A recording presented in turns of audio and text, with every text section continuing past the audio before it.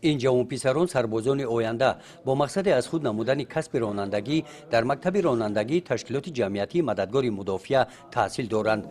در این مکتب در سیمخانه های کشاد و برهوا مجهز با عیانیت ها نازکی های این کسب را از خود می نمایند. با آنها آموزگارانی با تجربه درس می گویند. قسم عملی مشغولیت ها برای مستحکم نمودن دانش کسب آموزان همین طور همه روزه می گذرد. در مکتب اتومبیلی تشکیلات جمعیتی مددگار مدافع در ناحیه واسه مشغولیت‌ها نظریوی و هم عملی برام مانده شدند.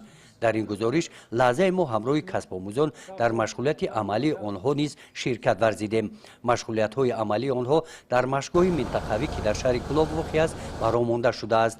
طبق نقشه پیش بینی گردیده کسب آموزان از روی اختصاص اداره کردن چنین اتومبیل‌ها را از خود می‌نمایند.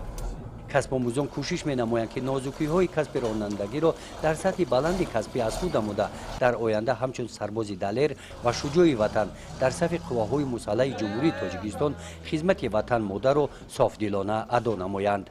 یک روز پیش این جوانان به قسم حربی 13483 وزارت مدافع جمهوری تاجیکستان مستقر در ناحیه واسه تشریف آورده با شرایط سربازان از نزدیک شناس شده بودند.